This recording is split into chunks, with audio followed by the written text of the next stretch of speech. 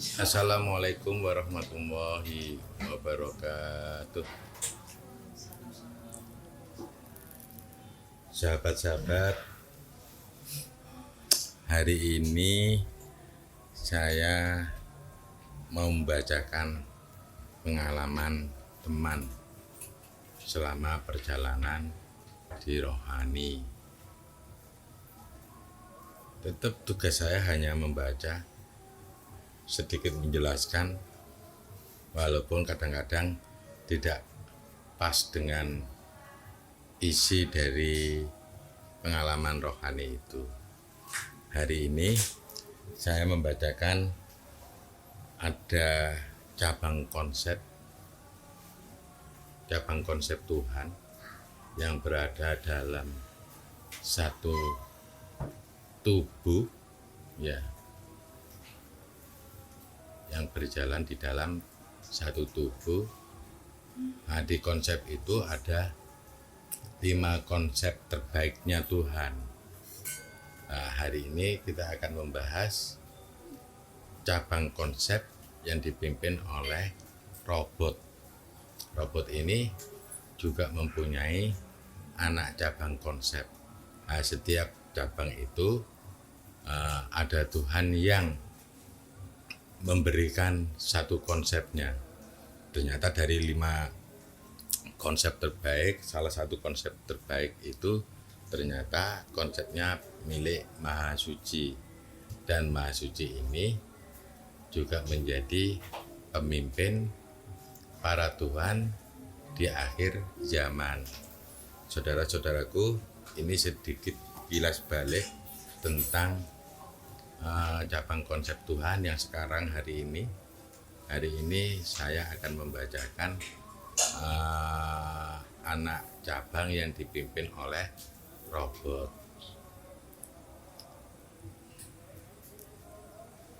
Sahabat-sahabat, sebelum saya membacakan cabang anak konsep dari penelusuran teman saya di alam rohani, saya bacakan kronologinya dulu. Kadang-kadang tidak didahului ngomongan begini, kadang-kadang teman yang selalu ngikuti belum tentu paham juga. Tapi semoga teman-teman juga paham.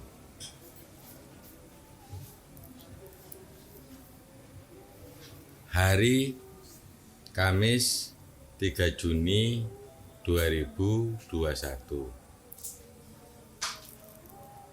pukul 02.25 WIB. Kronologi. Setelah saya diberi kesempatan untuk membaca konsep cabang dari robot, yaitu tentang cepat menyelesaikan urusan atau katrol alam, saya pun mencoba menyambungkan dan bertanya kepadanya bahwa ada salah satu konsep cabang yang masih ada kaitannya dengan cabang sebelumnya. Cabang konsep baru yang dimaksud adalah alam-alam buatan ilahi. Saya bertanya, apakah itu cabang konsep dari robot juga? Robot menjawab sambil duduk di perbatasan energi.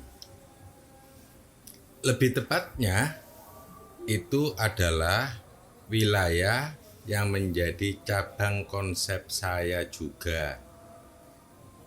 Jadi cabang konsep tersebut mewakili seluruh Tuhan untuk mengesahkan seluruh alam agar diperbaiki oleh konsep-konsep terbaik Tuhan.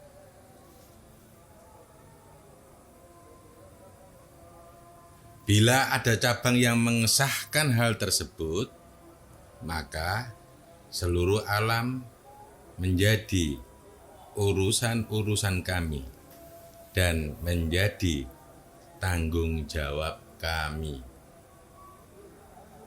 Kemudian saya bertanya lagi, bagaimana kalau kita membaca itu sekarang?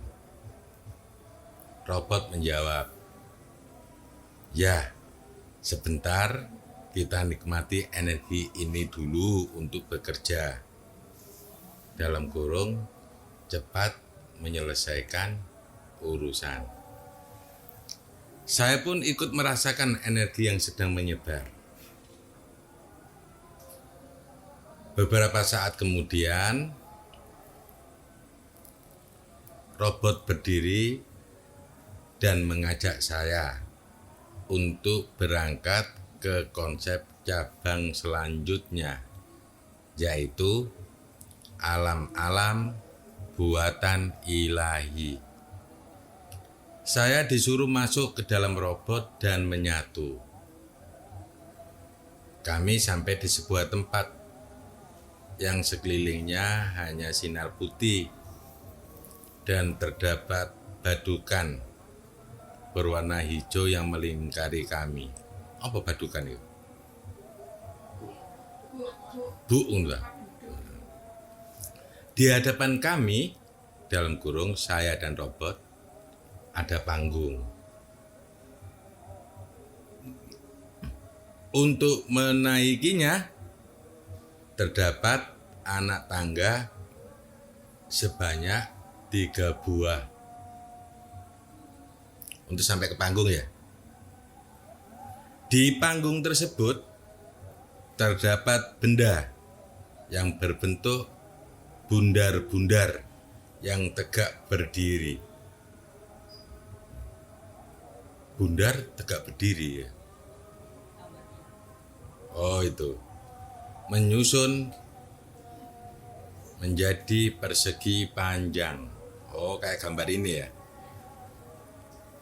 Seperti gambar di samping, namun warnanya hijau. Teman-teman kalau sudah dapat filenya, maka bisa melihat itu semua. Robot menaiki panggung tersebut dan menunjukkan kepada saya bahwa di setiap lingkaran yang ada di hadapan kami mempunyai kesambungan terhadap alam. Kabel sambungannya terlihat transparan. Tapi saya di dalam robot seakan-akan dikasih lihat muaranya ke alam mana. Tinggi dari benda tersebut mungkin hampir menuju 100 meter.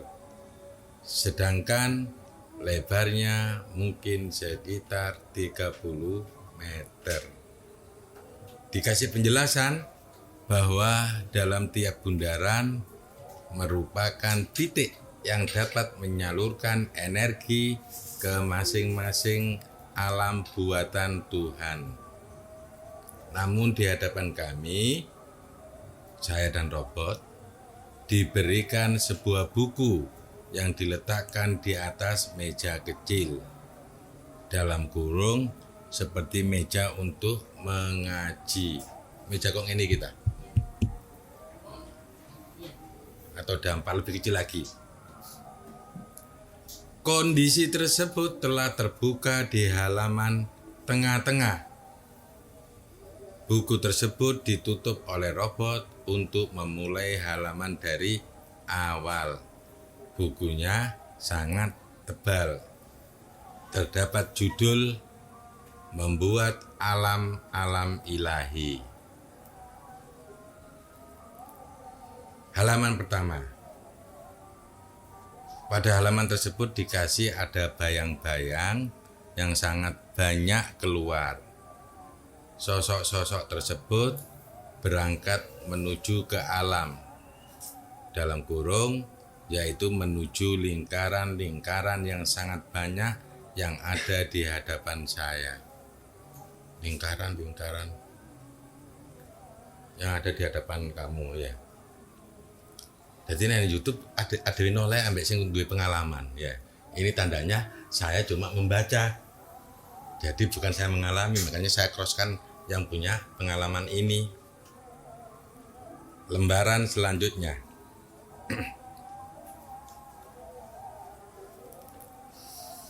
Antarkan kami akan mengantarmu. Satu lembar cuma tulisannya segitu aja ya, kecil begini. Jadi satu halaman ya. Antarkan kami akan mengantarmu. Kaminya besar. Oh, yang pertama kok antarkan kaminya kecil? Iya. Oh, antarkan kami akan mengantarmu. Silahkan diterjemahkan sendiri, tapi terjemahnya kayaknya ada di bawahnya. Lembaran selanjutnya. Judul, kami berupaya ...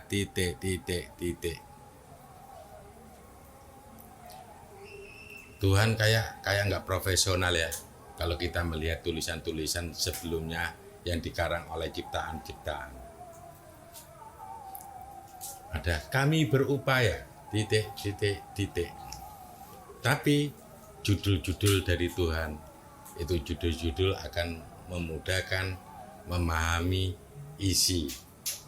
Kalau karangannya profesor doktor itu karangannya kayak ilmiah. Soalnya ilmiah dan tidak itu tergantung konsep ilmiah yang sudah diilmiahkan oleh manusia.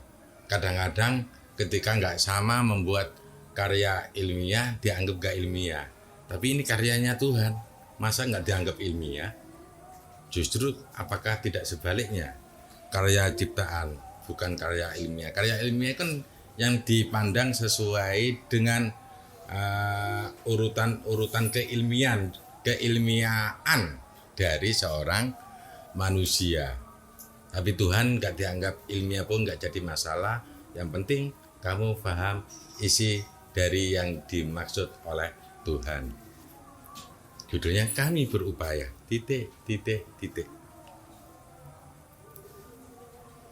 Sebagai wakil dari Tuhan, kami bekerja sebagai pengantar Tuhan kepada alam. Kaminya siapa ini? Kami konsep itu ya.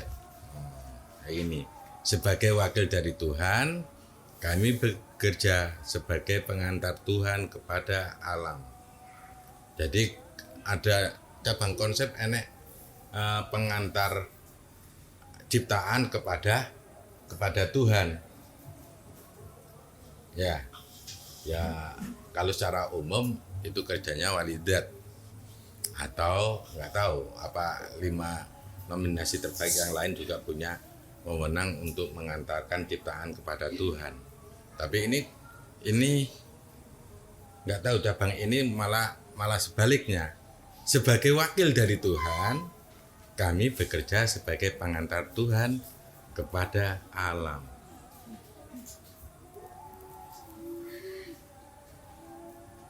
Kami, nah ini dijelaskan, kami adalah kumpulan atau rangkaian ide saat Tuhan merencanakan pembuatan alam.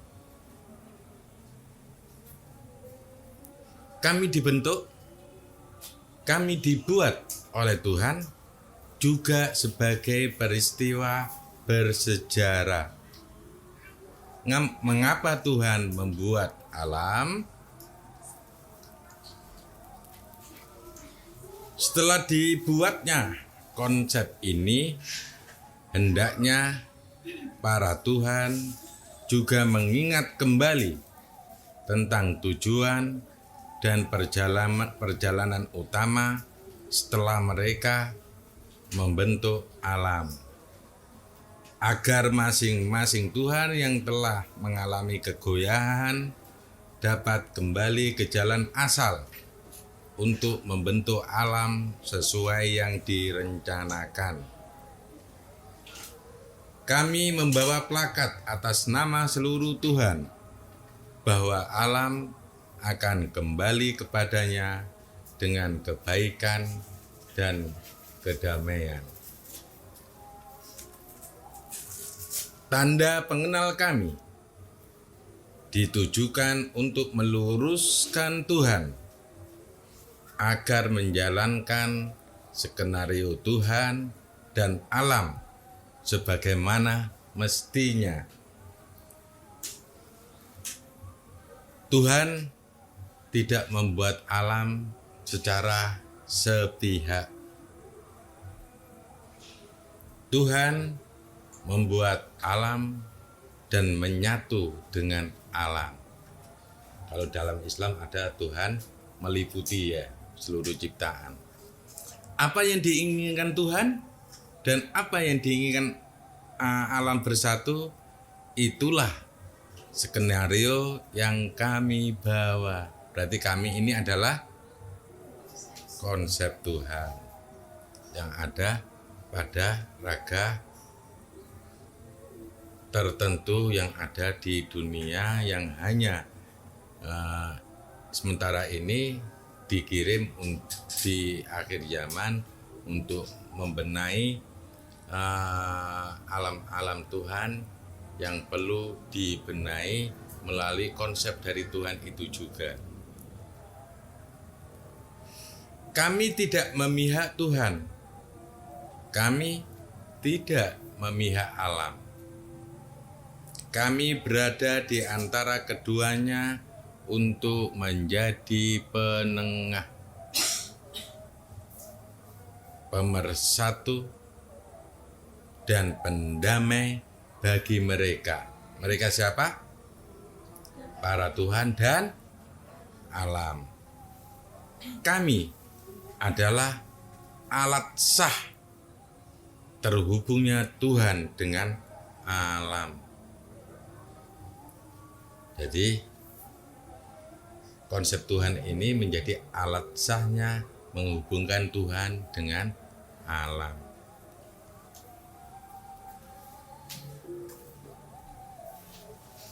Jika konsep ini bekerja, maka dengan sah Tuhan ataupun alam berhak untuk dilakukan sebuah perubahan menuju rencana yang telah disiapkan. Kami membawa berita atau pengumuman atas proyek-proyek yang akan dikerjakan, baik kepada Tuhan maupun alam. Konsep-konsep sahabat kami yang akan menjadi bahan pekerja atau pembangun, kreator, pengkomando atas pekerjaan yang akan dilakukan. Jika alam menerima kami, alam tersebut akan terlindungi oleh sahabat konsep kami. Tuhan juga akan mendapat fasilitas dari konsep yang dibuatnya. Jadi membuat konsep untuk Tuhan sendiri, dapat fasilitas juga. Kesulitan-kesulitan Tuhan akan terlaporkan kepada pihak konsep yang berwenang. Hal itu akan dipecahkan. Kami juga menggali dan mengamati data alam. Kayaknya ini teman juga perlu terhubung dengan cabang konsep ini. Karena apa? Ini memudahkan Tuhan bekerja di alam. Memudahkan Tuhan masuk ke alam. Jadi Tuhan masuk ke alam ini karena salah satunya dari konsep cabang ini. Karena di beberapa waktu pernah saya jelaskan bahwa Tuhan juga kesulitan untuk masuk ke alam-alam ciptaannya sendiri. Kenapa seperti itu? Ya mungkin Maha Pencipta juga tahu. Ada sistem alam yang nggak bisa dimasuki oleh Tuhan itu sendiri. Ini pengalaman yang sedang teramati seperti itu. Jadi ini bukan teori, karena pengalaman di lapangan yang teramati sepertinya sudah seperti itu.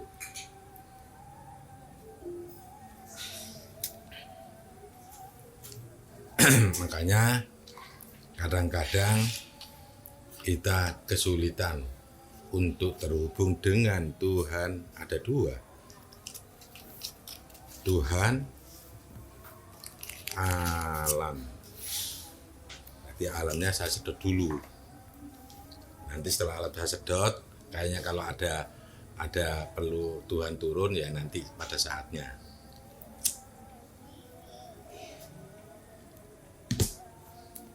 Hei. Saya ulang dari paragraf ini ya. Kami juga menggali dan mengamati data alam. Kami masuk kepada Tuhan dan mencari tahu kisah terbentuknya alam. Terkadang Tuhan dengan senang membuat alam atau merancang alam.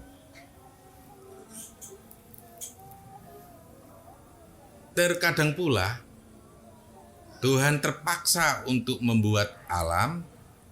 Ada lagi ini, ada berita yang menarik ya. Terkadang pula Tuhan terpaksa untuk membuat alam, sebab harus melakukan sebuah sistem yang dinamakan seimbang. Terkadang pula Tuhan membuat alam atas permintaan Tuhan lain, karena Tuhan tersebut tidak mampu membuat alam sesuai dengan bayangannya. Akhirnya mereka berkolaborasi.